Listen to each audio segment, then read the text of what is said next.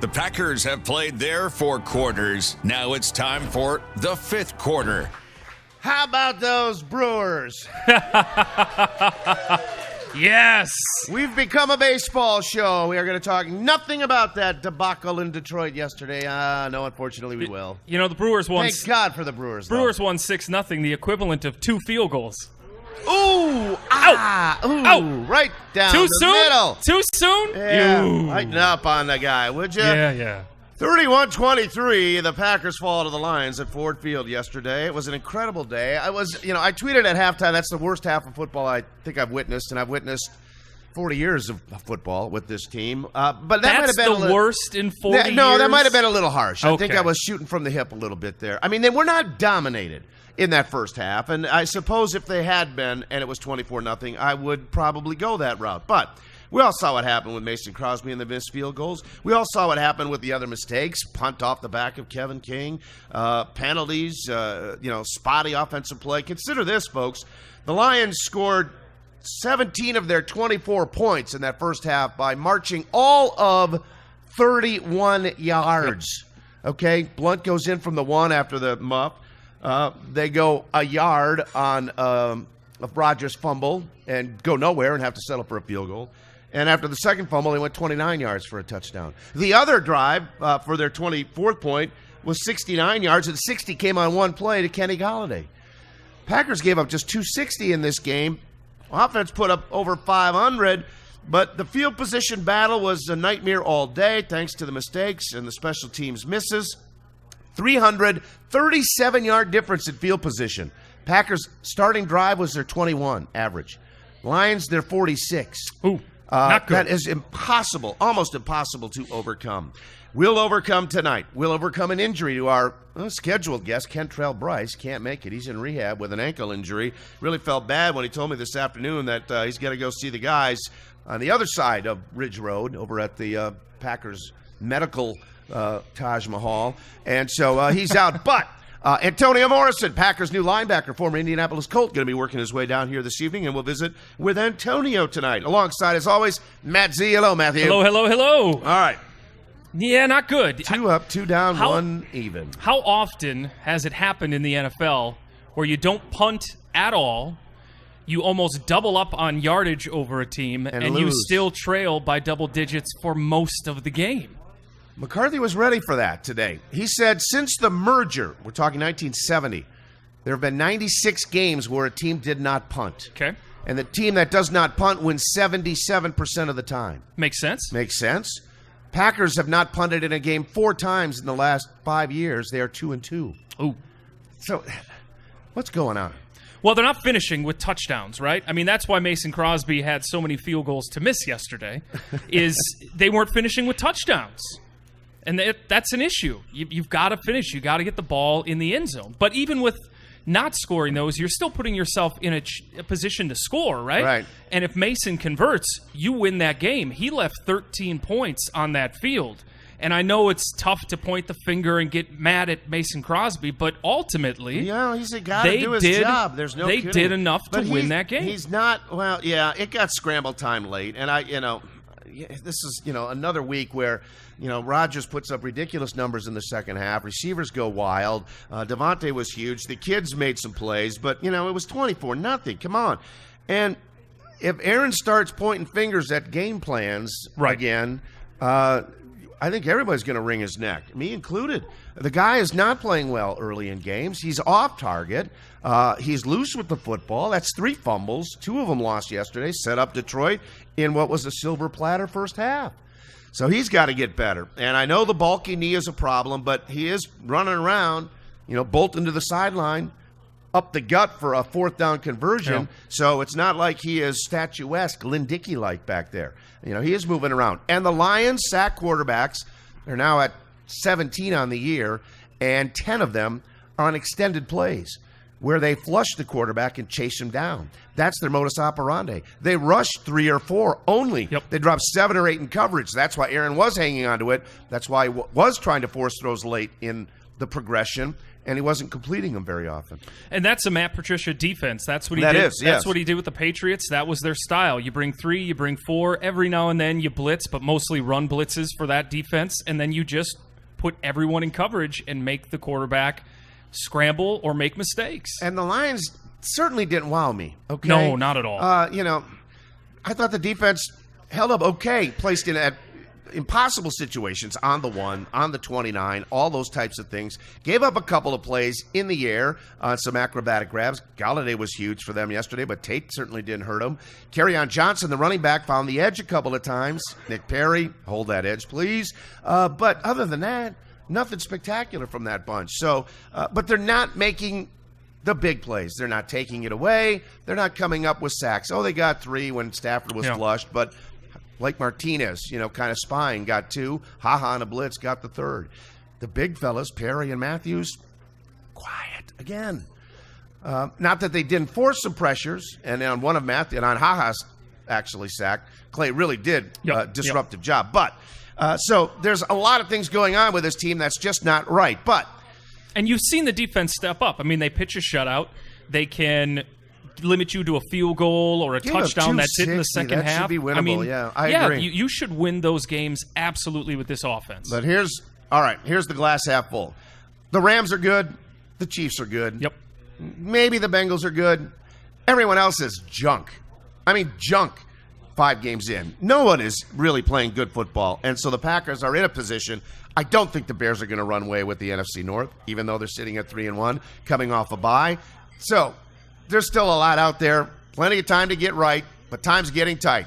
Long day, a long extra week day for the 49ers, then the bye, and then they better have it right because they're going coast to coast for the Rams and the Patriots, and the schedule gets meaty as we head towards Thanksgiving. Yeah, you hear it year after year. You want to be playing your best football in November, but especially steamrolling into December to finish out that last month, Let's start heading with, into the how playoffs. about good football in October? Exactly. Okay? So there's time to get better. If they were peaking right now and at their best, it's a long season to try to maintain that, right? All right. So maybe there's just positive things ahead for this team. Yeah, it was weird, that's for sure. But let's go to the locker room, shall we, in the Motor City.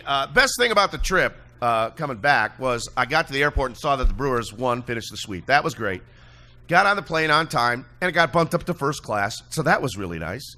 Got home in time to do a little work and actually get in some sleep on a road game. That is rare. What is first class like from Detroit to Green Bay? Short, too short. Right. Never happens on the Atlantic flights, but right.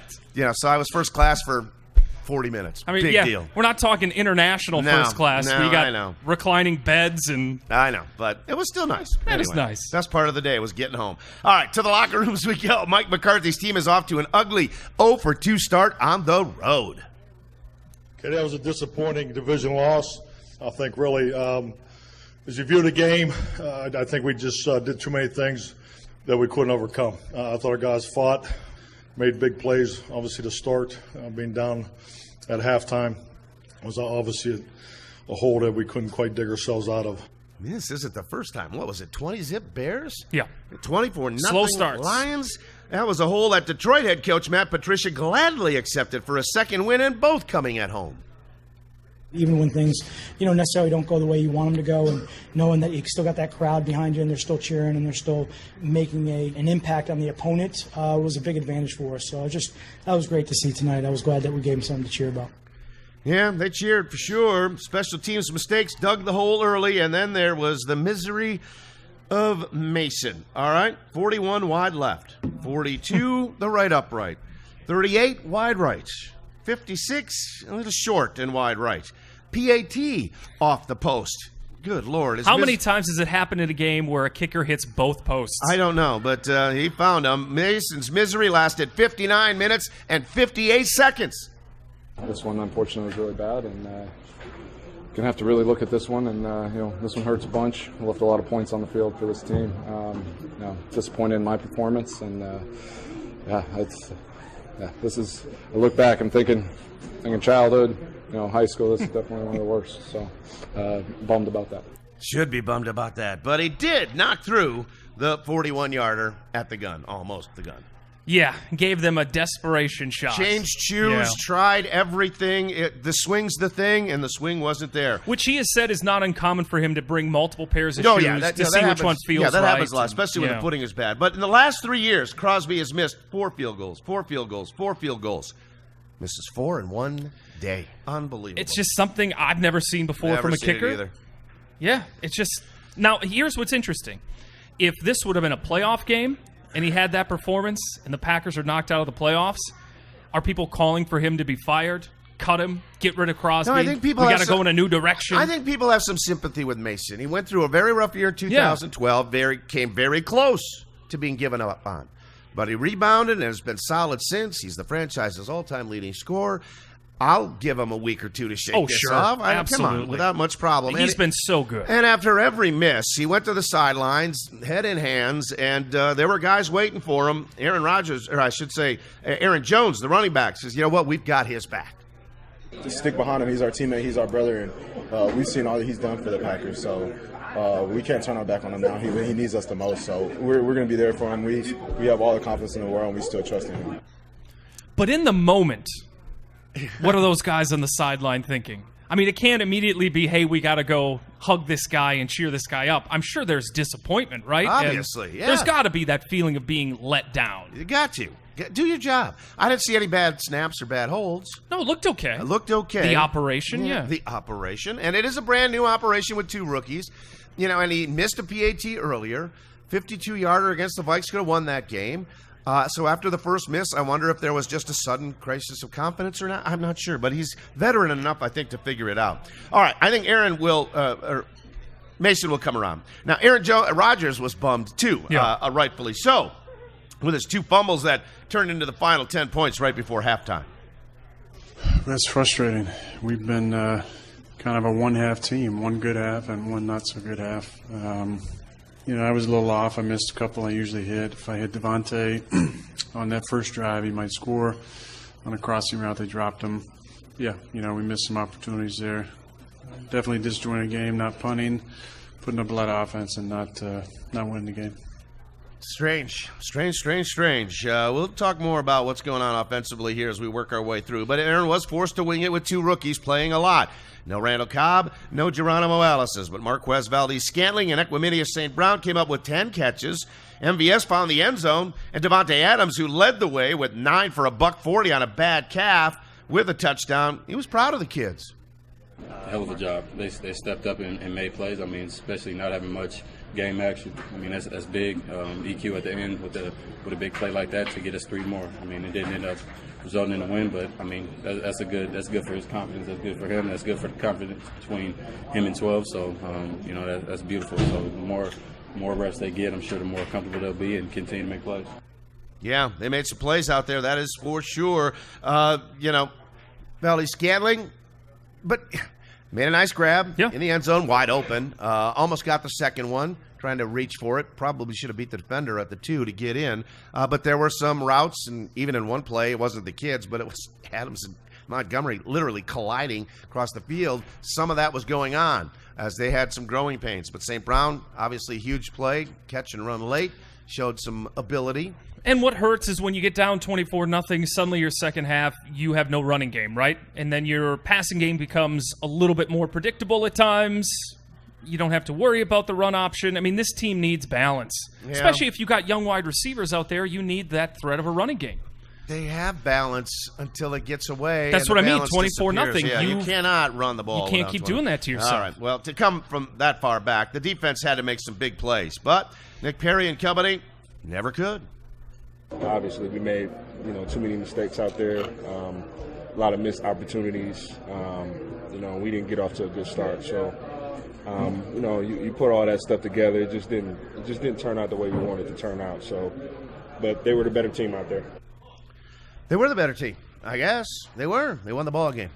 Not statistically, but yes, they got more points. They were That's cleaner. the only stat that matters. They were cleaner. Yes, they were. Half as many penalties. Yep. No turnovers. Yep. They were cleaner. They were better. So, here we are, 2-2-1, 5 weeks in. Is Mr. Rodgers concerned about his neighborhood?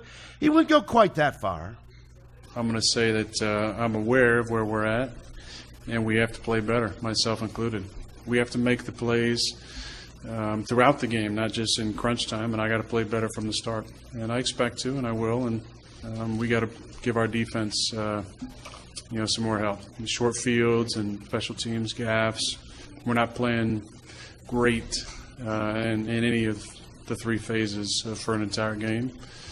But hopefully, we'll figure that out at some point and look forward to, next Monday getting back on the right track. Yeah, the track is that way for sure. Mike McCarthy and the boys are more than a month in, and the mistakes just aren't going away. We're 5 games into it. I didn't care for some of the things that we know we can do better. So these division games are so important. So we're 2-1, and we got work to do. We got an extra day to get ready for San Francisco. All right, the Niners. Not the Niners of days gone by, for sure. Not a good team. No. With C.J. Beathard at quarterback. A lot of turnovers in their last game so with let's C.J. see what happens. A Monday night before the bye. Think of that was a marquee game when Jimmy Garoppolo was going to be the starting QB. That was going to be a nice Monday night battle. Now you should walk away with that game. You should. They should. And speaking of walking away, got a text. I hate to inform you, folks. Not going to be able to make it, my man. My apologies sincerely. Signed, Antonio Morrison. Well, at least it was sincere. He was sincere.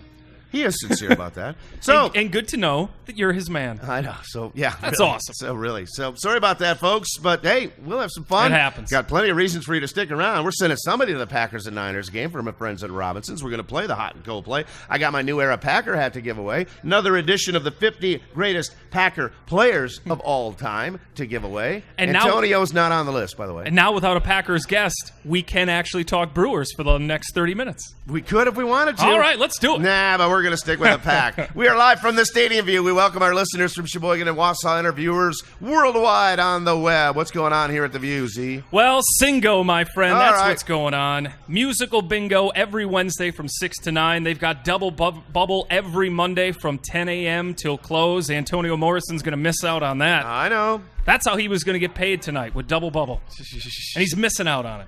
Whiskey Duo is going to be playing inside at Stadium View 6 to 9 tomorrow. DJ Trivia every Thursday from 5 to 6:30. And double bubble during all Brewer games.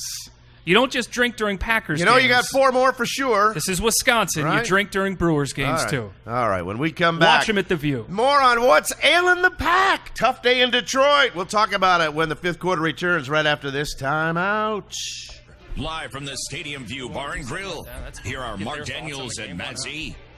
All right, welcome back, everybody. 31-23, Packers fall to the Kitty Cats. You know what? Detroit has beaten the Packers 3 straight times.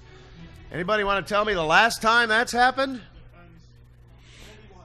1990 and 1991. You are exactly right. Wow. We're talking 27 years ago. Whew. Packers have 98 wins against Detroit, more than any other franchise. And, remember, the streak went, 25, 26 years without winning in Wisconsin. Yeah. And now they've won 3 in a row. Holy cow.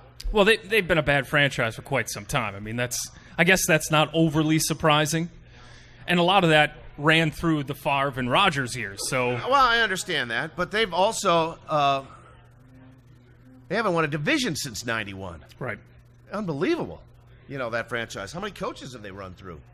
A ton of them. Yeah, I couldn't tell you the exact number. A lot of quarterbacks, too. A lot of QBs, Well, a lot not of for coaches. the last decade, that's well, for no, sure. not with Stafford, sure, but I just want to check the coach. Here's the list of the all-time great coaches the Packers have dominated since they last won 3 in a row. That was when Wayne Fonts was coach of the Lions in the early 90s. Then they went to Bobby Ross, Gary Moeller, Marty Morningwig, Steve Mariucci, Dick Duran. Boy, a lot of ex-Packer guys there. Rod Marinelli, Jim Schwartz, Jim Caldwell, and now your former DC, Matt Patricia. Good Lord. So what's the issue with the Packers? They're not whole, for one. All right? Rodgers is certainly not whole. The offensive line had Byron Bell for Justin McCray again yesterday. They've missed Cobb and Allison. They had Aaron Jones out early in the season. And so it's not quite all hands on deck yet. And even when it has been, they just haven't been playing together a lot. So I think they've got to get everybody well, and that will happen after the Niner game, in my opinion. So I believe that they will start getting off to better starts once everybody's well, everybody's right, and they can stay healthy for a stretch run. Yeah, I mean, Aaron Rodgers has not been as sharp as he's been in years past. He freely admits that, knows that he's got to do a better job protecting the ball. He's got to stop missing open guys, or he's got to see the open guys. That happened a couple times yesterday where Adams is wide open, but he goes somewhere else. You know, that stuff happens. Football's a fast game. It's just when he's clicking and that offense is moving, it seems like he never misses. Yeah. And we've been spoiled for so many years with him where it seems like every throw is pinpoint perfect.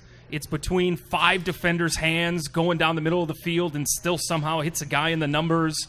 But when he misses those things, those really stand out because we've expected from Aaron Rodgers for all these years to be perfect or as close as you can be in a sports world to being perfect.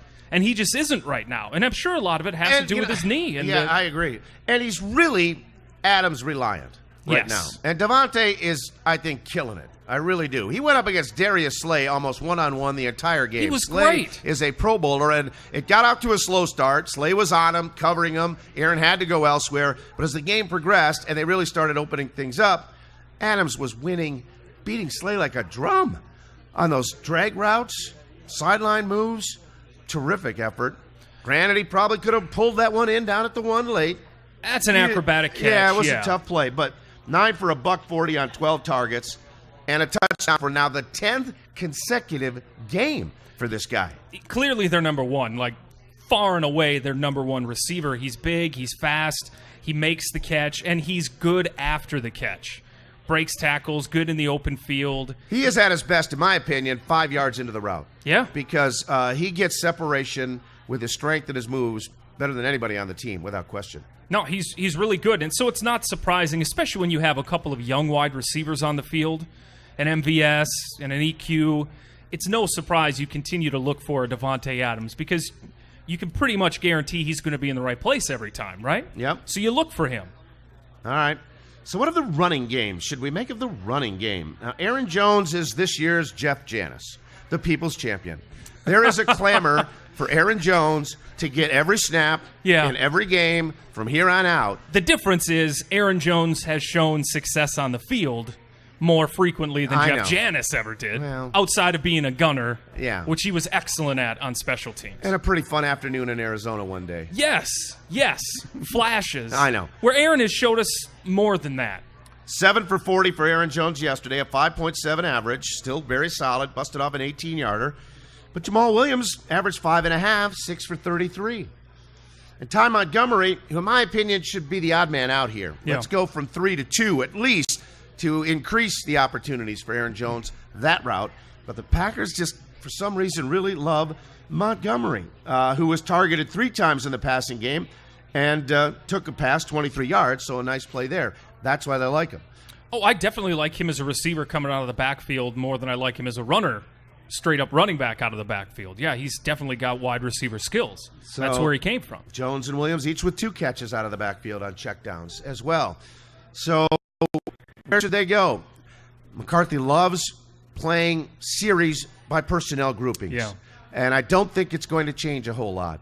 Talked to Aaron again today about it, and he said, I'm not going to gripe or moan about this. I mean, I just got to go in when my number's called and do the best I can. It's a team game. He believes in all 3 of the backs, and there's room for all 3, but I don't think fans are agreeing. You basically are seeing that, though, in the NFL. It's pretty rare to just have one workhorse star tailback. It's going to the 2 or 3 man game just because it's a much more specialized position now. I know, and it's too punishing. Yeah, I mean, it really is, but it's more specialized. You have to be able to do multiple things. You have to be a receiver out of the backfield. You have to be able to split into the slot. You have to go wide in some offenses as a running back. They treat you as more of a versatile player. So having 3 guys with different skill sets, I totally get that. And ride the hot hand is ideally, I think, what you would like to do and get your team into a position where you can utilize their skills. But if you're down 20-0 and you're down 24-0, suddenly you can't use any of those guys the way you want to. That's why they've got to find a way to keep the game even and get those guys more involved. One more thing on the offense. We were so wowed by Jimmy Graham in training camp. Sure. He looked like Herman Munster on that back shoulder in the end zone. He did. Wait. Please explain. Watch his footwork. Okay. Oh, so okay. Gotcha. He's clumsily turning around, and this is supposed to be the athletic, Right. great red zone target. And I just didn't see it. He made some nice third down grabs. I'll give you that. But the impact, not good enough for me. Yeah, I don't know that he's going to be in every series takeover kind of a guy right now. I mean, he's got a lot of wear and tear on his Herman Munster shoes, I suppose. So, if you can use him in spots and put him in favorable matchups. Peter Boyle and Young Frankenstein. Yeah. Let's go there. Oh, yes. All right. There we go. All right. Wait, while he's dancing or what? Yeah. Putting on the Ritz. Putting on the Ritz. All right. That should be his next touchdown celebration. Yeah, really. That would be amazing. That would be amazing. But yeah, I mean, if you can just... Really, you have him for the red zone, right? I mean, that is where he is the most dynamic. He's a big body. He scores touchdowns. That's where you want him. Everything else you can get from him, no, that's gravy. It seems like he's lost a step. He's slowed down a little bit, and that happens over time. Well, let's get to the red zone and see what happens, right? Exactly. First drive dies at the 23. Next one dies at the 24. The other missed field goals died at around, the 30 and the 25. You got to finish. That's the biggest problem with the offense. Finish. You're putting up a ton of yards. It wasn't long ago Rodgers was talking about, hey, you put up 420-some yards and this. We should have 40, 50 points. They're getting the yards. They're driving. 20s to the 20s are good. It looks like they're going to finish things, and then it just it stalls with a turnover or a sack or a dropped ball. They just have to finish. All right. We're going to take a break. Come back, talk a little bit about the defensive side. Special teams, we'll leave that to Captain Zook to fix. Was not good yesterday. No, it was not good. And the flags, also an issue. Talk about some of the nonsensical penalties in that game yesterday that cost the Pack a chance. When we come back, we're going to look for the hot play of the day. And since we've got an open mic tonight with no guest, an opportunity for you to be our guest. If you've got a pressing question you are dying to ask, or any question, don't be shy. We'll throw the mic. We'll have open mic Monday tonight on the fifth quarter when we return to the Stadium View right after this. Don't go away. All right, welcome back, everybody. 2 up, 2 down, and one sister kiss for the Pack. 5 weeks in. The 49ers coming in 1 week from tonight. Before we get back to our conversation on what happened yesterday in the Motor City, we got to look for our hot play winner and contestant today. You know how it works. You guess the hot play of the day. Our friends from Robinsons will give you a prize to take home tonight, and you'll also get qualified for a grand prize at the end of the year when you get a chance to win some indoor clubs to the rematch with the Kitty Cats on the regular season finale. All right, Dave, who do we got lined up for a hot guest tonight? We have John. Johnny. Do I have to stay with the Packers? Can I go with Brewers? Oh, for the hot play? Yeah, Brewers. Twist my arm, John. Sure. Go ahead. What was your hot play from the crew? Winning. Yeah, all right. 6-0. Yeah, that was awesome. That was awesome. But what about that's for the not it. Packers? Yeah, we got. No, wasn't it? No, we got to stick to Ford Field. So, how about the field goal at the end? The last field goal was a feel-good story, that's for sure. Yeah. But it just wasn't warm enough to melt an awful lot of cold from Mason Crosby. So, all right, we'll look for another one a little bit later on. Don't be shy. Come on up. You think you know the hot play of the day? Chance to win. I know there weren't many, but there were a few. But if you've already qualified, you only get one shot. So no repeat offenders coming to the microphone. Come on up. All right, don't be shy. Chris. And we got Chris. The Davante Adams touchdown. Davante Adams touchdown? Ooh. Not quite. No. Not quite. You lose. Not quite. But thanks for coming. Thanks for coming. But close, right? I guess. Yeah. Yes. I guess. Well, now, touchdown? serving up a softball. Scanlon's touchdown? The what touchdown? Yeah. MVS. Oh, I thought he said Janice. No. All right. All right. Is he still in the league? Is he with I don't Cleveland? know. No, he got cut. He did? Aw. Yeah. All right. Oh, man. Back at Saginaw you go. All right. Yes. The Marquez Valdez Scantling. Hot play. Had to warm up the confidence of a rookie wide receiver. Graham wide to the right side. Slots it up to the left. Adams and Scantling to the left side. St. Brown on the slot of the right. Snap to Rodgers. fakes the handoff, throws the left side of the end zone, wide open. Valdes-Scantling, touchdown. And Rodgers signals to the sidelines, go for 2. Yeah, and they went for 2, and they got it, and Marquez Valdes-Scantling nearly had to, but it was his first big chance to shine. It's always an opportunity. Every day is an opportunity. I just want to go out and try to help my team any way I could. It wasn't enough today, but we want to keep growing, keep progressing, and move on to the next one. All right, keep plugging there, kid. MVS with his touchdown. John, you're a winner of the hot play. We'll look Congrats, for a cold John. play in a couple of minutes. He was the middle pick of the 3 between Jamon Moore, who came first, and Equiminius St. Brown, who came last. But clearly, MVS has risen to the top of the class. Yeah, the offense needs explosion, right? They need guys with explosive playability. It's a big play league. It's a big play league. And you saw that with EQ at the end of the game. Could turn it on and has some ability after the catch. Promise.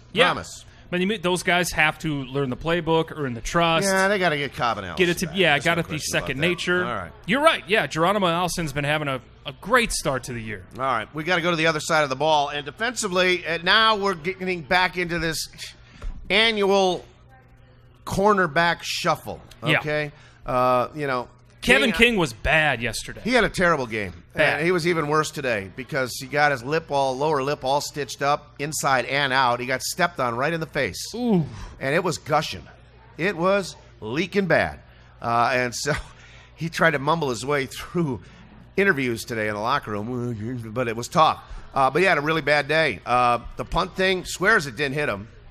Said you could feel a feather. Even though you're padded up, you can feel something hit you.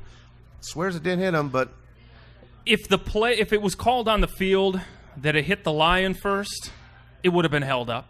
Because I thought it hit the Lion first. I think it hit it on But it's his called arm. that it hit King, and there was just nothing on any angle where it looked like you could dispute it 100%. I know. But that got Kevin so messed up, he roughed the kicker. Yep. He had a torched in the back of the end zone. Yeah, torched in the back of the end zone on the Marvin Jones play. Although that was a zone where he passed him off as Jones is cutting to the inside, and ran to the corner of the end zone for popcorn, I believe, because there was nobody going that way. I don't know what that was. It was a laughable play from Clinton-Dix on that coverage. Yeah. It was. Wasn't good. It was ugly. It was ugly. All right. And no Jair Alexander yesterday. Right. Josh Jackson stumbled on the long one to Galladay. And that was a great play by Galladay. I mean, that's a ball in the right place, and he goes up and makes the play. He kind of got nudged up, on the way up, and then threw the rookie off. He's just got to stay physical. I don't think there's any question about that. But he had a face mask penalty as well. Yep. And so Tony Brown's forced to play in some packages. And we all saw what happened with Mr. Brown. A third down stop as the Packers are surging back. And he taunts the guy by pushing his helmet into the ground, getting up and staring at him. I don't think he said anything ridiculous, but the flag comes out. Why do Drive it? continues. Yeah, why do Granted, it? they didn't score, but a stupid penalty from Brown. So they've got to get some continuity in that secondary again, because it's a problem. Well, and we talked about the offense needing hot starts. So does the defense. How many games now where they almost pitch shutouts in the second half? Well, let's see. Washington, they were down big, gave up 3. That's it. Shut out the Bills. 7 yesterday. Right. And the Bears in the second half. You were fine there defensively. It's those first half. You got to start fast and make a statement. But again, get a turnover early. Yeah, that's true. Then again, momentum swings. Like I said, though, at the top, Z, they're on the 1. I know. After the turnover. I know. Hard to keep them out. Yeah. They're at the 29 and go in. They're at the 29 again, and they only give up a yard. Right. And adversity defense gets them off the field. Down to down, I'm okay with what we're seeing from Mike Pettin. I'm okay with it. They're going to give up plays. The other guys are good too, all that sort of thing. I understand that. But there's issues at the back end. Still. Miscommunication, still not right. They got to get it figured out soon. So that's the defensive side of the ball. We'll get to the special teams when we come back. And again, don't be shy. If you got any questions you want to fire at us, we'll gladly hear them. We had a hot play winner. Let's take a break. When we come back, we'll look for the cold play of the day on a rainy day in Detroit. And now it's raining here again in Green Bay. Fifth quarter returns to the Stadium View right after this timeout.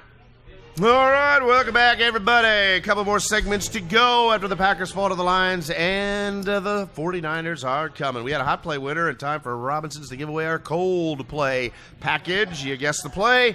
Take it home and get qualified for the grand prize at the end of the year. Line them up. Who we got for the cold play? First of all, we have Chris again.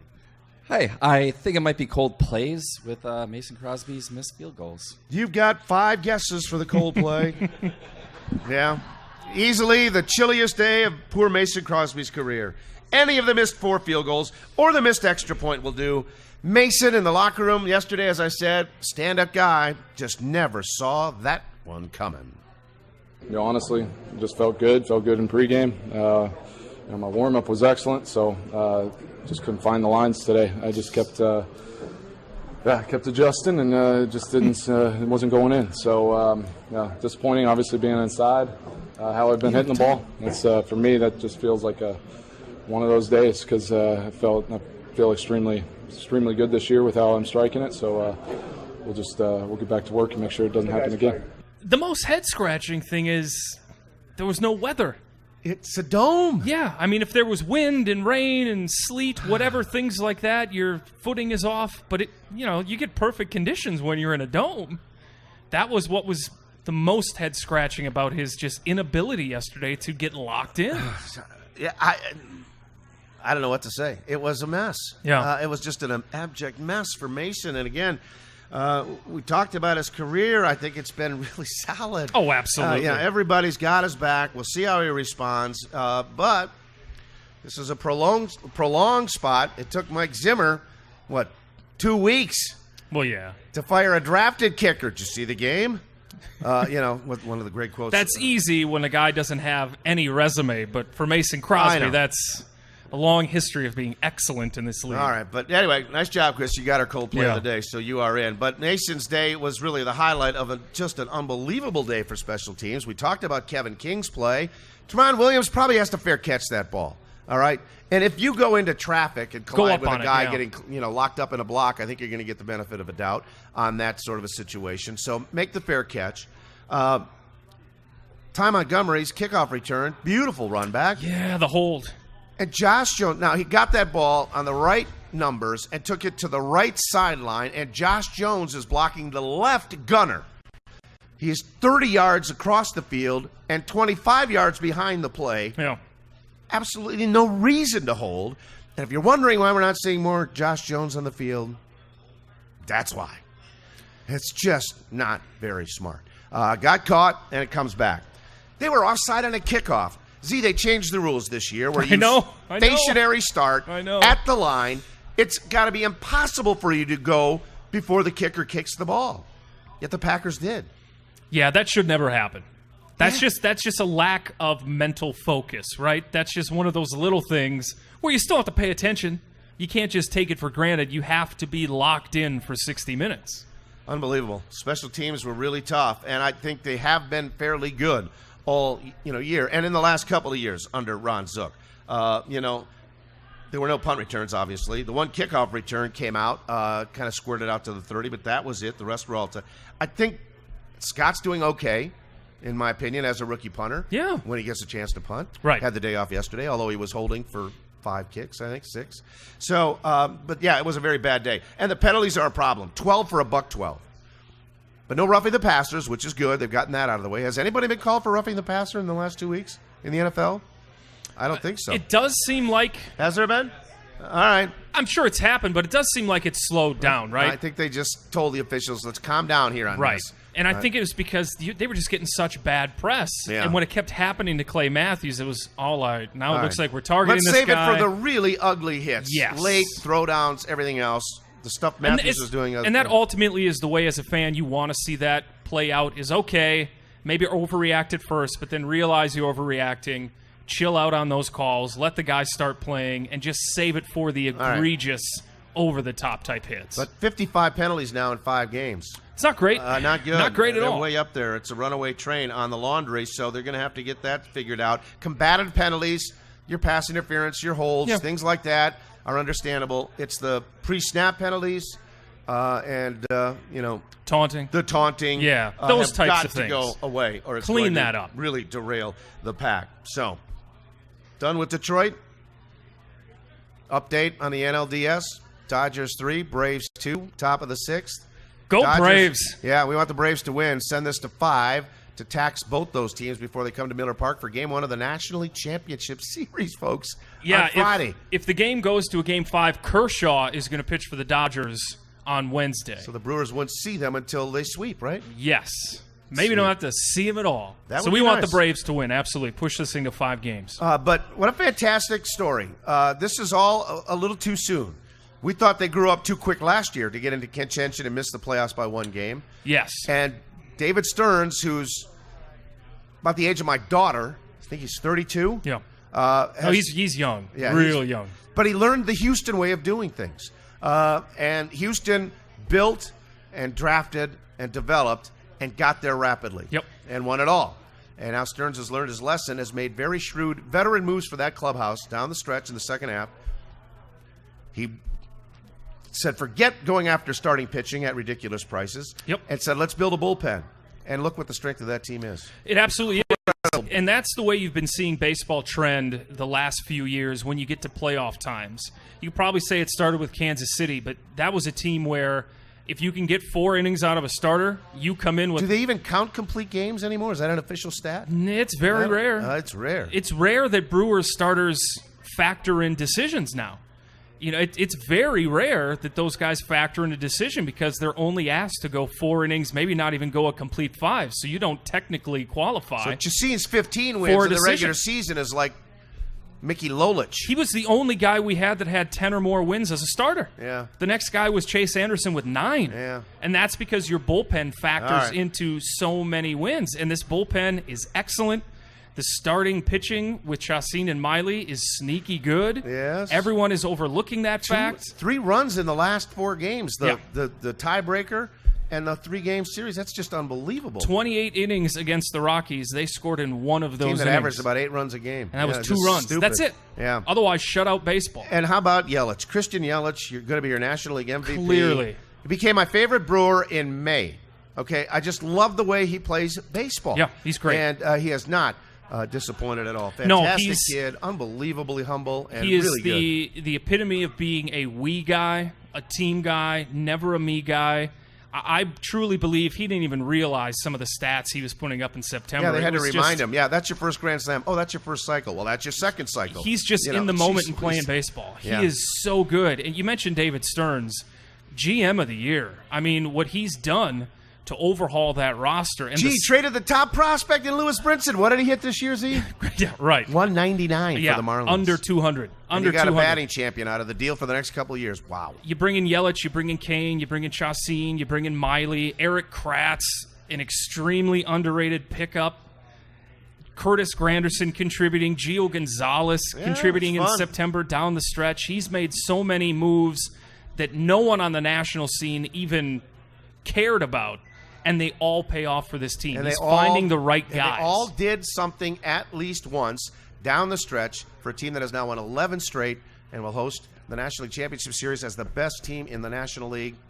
Just unbelievable. And the decisions to send Domingo Santana to the minors, Arcia to the minors, and to have them come back and continue to be contributors. Yeah.